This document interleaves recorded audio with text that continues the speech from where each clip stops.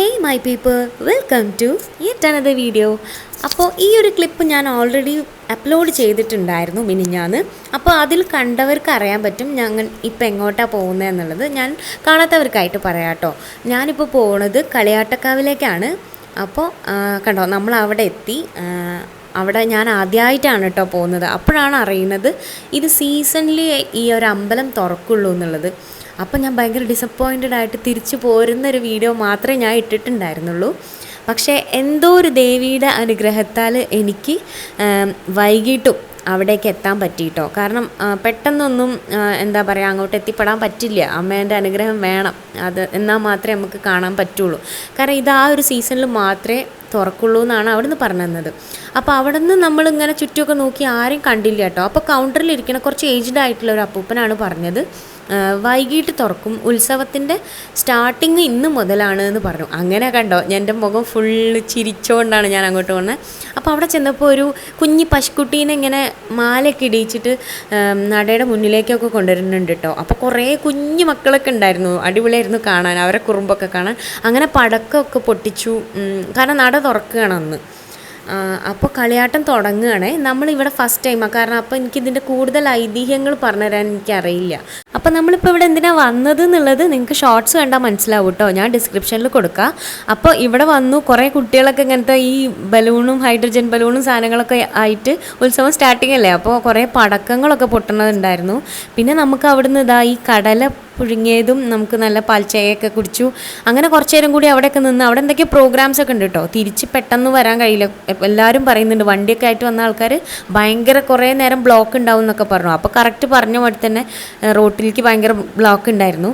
അപ്പോൾ വൈകുന്നേരം ചന്ത ഫുള്ള് ഓണായി കേട്ടോ. അപ്പോൾ അവിടെ ചെന്നപ്പോൾ വള, മാല, കാത്തുപൂച്ച, അങ്ങനത്തെ സാധനങ്ങളൊക്കെ എല്ലാം, ഇങ്ങനത്തെ ബലൂൺസ് കാര്യങ്ങളൊക്കെ ഞാനതിലിങ്ങനെ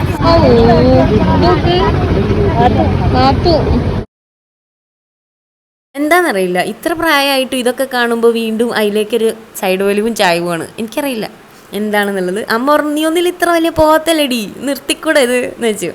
അപ്പോൾ ഞാൻ പറഞ്ഞു, അമ്മ ഇപ്പോഴൊക്കെയല്ലേ പറ്റൂ, അമ്മ ഉണ്ടാകുമ്പോഴല്ലേ വാങ്ങിത്തരുള്ളൂ, അപ്പോൾ അതുകൊണ്ടാണെന്നൊക്കെ പറഞ്ഞിട്ട് കണ്ടോ, ഞാൻ ഇത് വാങ്ങല്ലേ അമ്മ, അത് വാങ്ങല്ലേ അമ്മ, ഒരു ഫോൺ വാങ്ങല്ലേ അമ്മ, ക്യാമറ വാങ്ങല്ലേ എന്നൊക്കെ പറഞ്ഞപ്പോൾ അമ്മേനെ കണ്ണുരുട്ടിയിട്ട് മര്യാദയ്ക്ക് വീട്ടിലേക്ക് പോകുന്നത്, നാട്ടുകാരൊക്കെ കാണണ്ടെന്നൊക്കെ പറഞ്ഞിട്ട് അമ്മേനെ വീട്ടിലേക്ക് കൊണ്ടുവരണം കേട്ടോ ഇത്.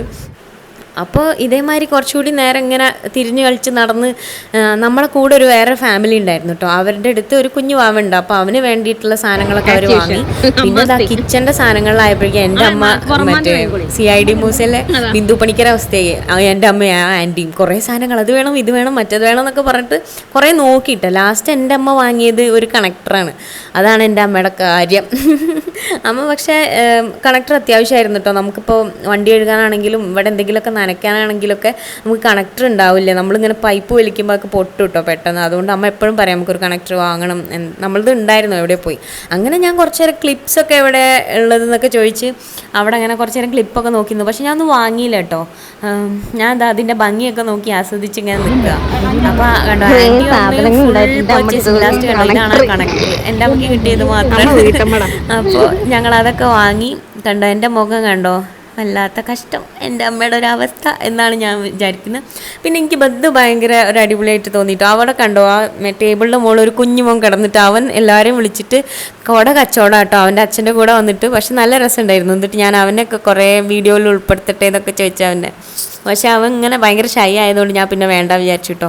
അങ്ങനെ നമ്മളെ വണ്ടി നിർത്തിയോടത്ത് തണ്ണിമത്തനൊക്കെ ഉണ്ടായിരുന്നു. അപ്പോൾ നമ്മൾ വാങ്ങിയില്ല, റേറ്റൊക്കെ എല്ലാത്തിനും ചോദിച്ചു. ഈ ഒരു ചന്തയുടെ പ്രത്യേകത എന്താണെന്ന് വെച്ചാൽ ഇവിടെ എല്ലാം കിട്ടും എന്നാണ് പറയണേ. അപ്പോൾ നമുക്ക് ആവശ്യമുള്ള സാധനങ്ങളൊക്കെ വാങ്ങി വേഗം വീട്ടിലേക്ക് പോന്നു. അത്രയേ ഉള്ളൂ ഗൈസ്. അപ്പോൾ okay, thank you guys for watching. അപ്പോൾ please like, share and subscribe. See you in next video. ഇതൊരു കുട്ടി വീഡിയോ എന്നറിയാം. I will come with another video. Thank you guys, by.